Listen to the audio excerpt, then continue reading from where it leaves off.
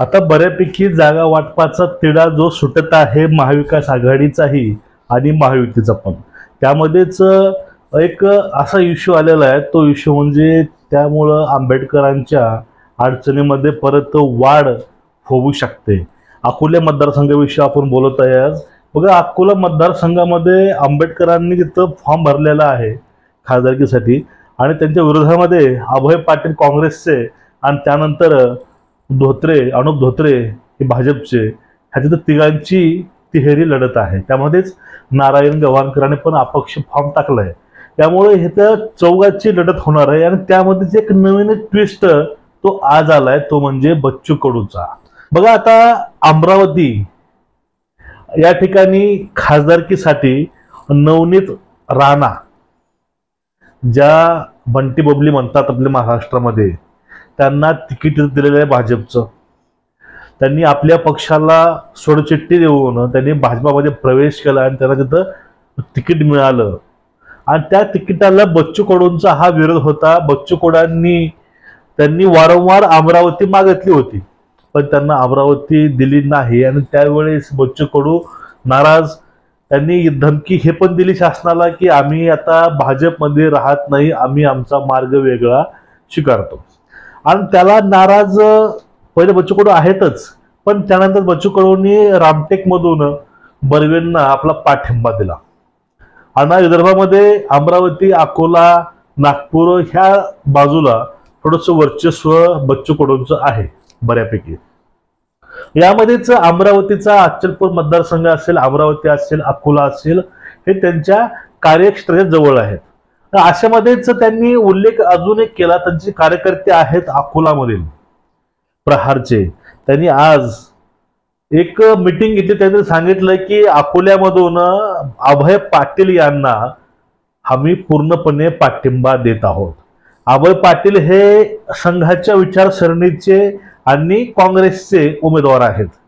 आतापर्यंत मागच्या वेळेस पण ते इच्छुक होते, पण त्यांच्या राजीनामा स्वीकारल्या त्यामुळं त्यांना उमेदवारी ही भेटली नव्हती. आणि यावेळेस ते उमेदवार आहेत काँग्रेसचे. मग अशा वेळेस जर बच्चू कडूंनी त्यांना पाठिंबा दिला तर याचं नुकसान खरंच आंबेडकरांचं या ठिकाणी होऊ शकतं.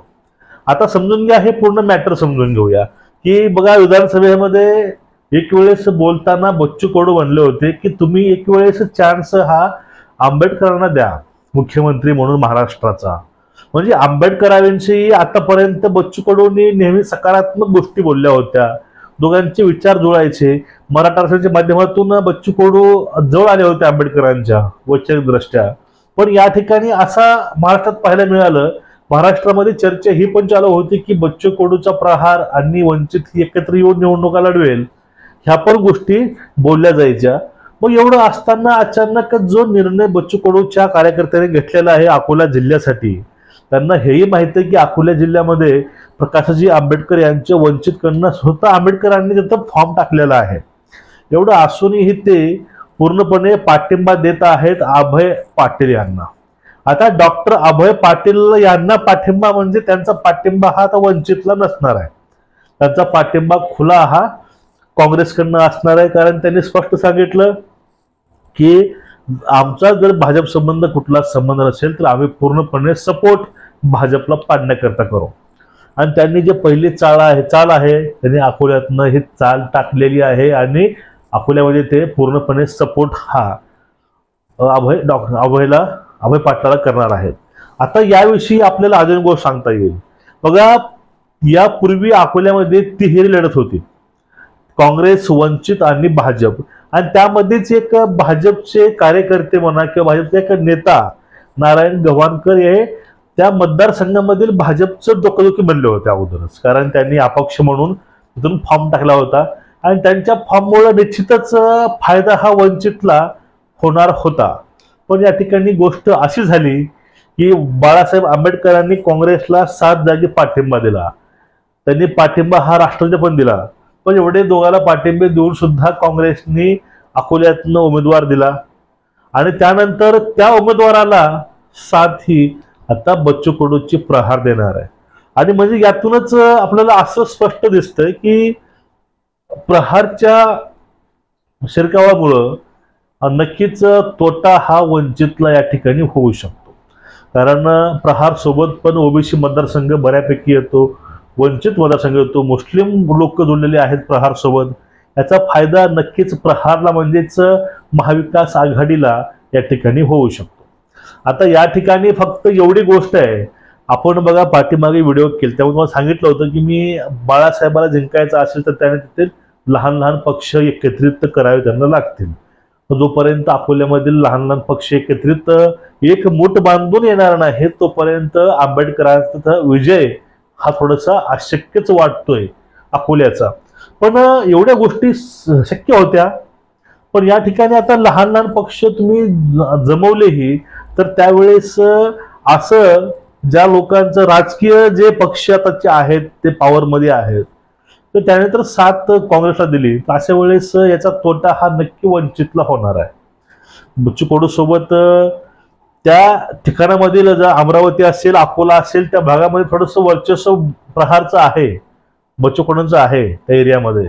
मग त्याचा फायदा नक्कीच हा काँग्रेसला होणार आहे, त्यामध्ये काही शंका नाही. आता अशा वेळेस बच्चू कडू आणि प्रकाशजी आंबेडकर यांच्यामध्ये कुठला वार्तालाप किंवा कुठला विचार विनिमय होईल का, तिथं हा एक मुद्दा या ठिकाणी मॅटर करतो. आणि पुढला मुद्दा आहे, जरांगे पाटलाला आज विचारलं होतं की तुमचा मार्ग बाळासाहेबांचा मार्ग वेगळा आहे का. त्यावेळेस पाटील म्हणाले, जरांगे पाटील बोलले की बाळासाहेबांचा आणि आमचा मार्ग वेगळा नाही, आम्हा दोघांचे विचार ही एकच आहेत. मग आता विचार जर एक असतील त्यावेळेस आपली राजकीय भूमिका स्पष्ट करण्याला काही हरकत नाही. पण यावरती ही जरांगे पाटील काही स्पष्ट बोलत नाही आणि त्यामध्येच वंचितला संपवायचा डाव जणू ह्या राज्यकर्त्यांनी आखून ठेवलाय की काय, या पण गोष्टी बोलल्या जातात. कारण बच्चू कडू एक हितकारी एक हितचिंतक होते वंचितचे, पण ऐन वेळेस त्यांनी जो निर्णय घेतला काँग्रेस सोबत जायचा, त्यांना पाठिंबा द्यायचा, यातून असं वाटायला लागलं की बच्चू कडू महाविकास आघाडी सोबत ते मिळून वंचितचा गेम तर करत नाहीत. खरं गेम करावं हे करावं याबद्दल बाळासाहेबांना समज आहे, बाळासाहेब अभ्यासू व्यक्तिमत्व आहे, ते यावरती काय तोडगा करतीलच. पण सध्याचा जो विषय आहे तो विषय हाच आहे की जर वंचितनं तिथून साथ काँग्रेसला दिली तर वंचित थोडंसं तिथं धोके उद्भवू शकतात अकोल्यामधून. आणि परत बाळासाहेबांना खासदारकीपासून खरंच वंचित राहावं लागेल का, असं पण लोक सध्या बोलत आहेत सोशल मीडियावरती. कमेंट आहेत त्या पोस्ट खाली की बाळासाहेबांना यावेळेस पण सत्तेपासून वंचित राहावं लागेल. आता यापूर्वीच अकोलाकरांनी एक नववर्षामध्ये बॅनर लावले होते की नवी वर्षातील नवीन खासदार, वर्ष नवे खासदार नवा. हे बॅनर खरे करायचं काम हे अकोलाकरांनी केलं पाहिजे. त्या ठिकाणी कोणीही येऊ द्या, कितीही तिथं मोठं अलायन्स होऊ द्या, ते अलायन्स काही मॅटर करत नाही. तेथील वोटर जर सुज्ञ असतील, वोटर तर वंचित सोबत असतील तर त्या ठिकाणी वंचितला धोका हा कुठलाच नसणार आहे. फक्त विषय आहे की त्या ठिकाणावरती वंचित सोबत समाज पूर्णपणे एक आहे का. किंवा बघा एक म्हण आहे, आपला म्हणजे घर का भेदी लंका डहाळ, अशी गोष्ट आहे. जर आपलेच जर फितूर असतील तर मग काही अर्थ नाही. तुमचं एकूण याविषयी मत काय आहे. आता वंचित प्रहारमुळे थोडंसं बॅकफुटला जाईल का, किंवा याचा फायदा खरंच महाविकास आघाडीला होईल का. आणि वंचितचे जे खासदारकीचं स्वप्न होतं बाळासाहेबांचं अकोल्यामधनं, ते प्रहारमुळे थोडंसं संकटामध्ये येऊ शकतं का. तुमचं काय मत आहे ते खाली कमेंटमध्ये नक्की सांगा.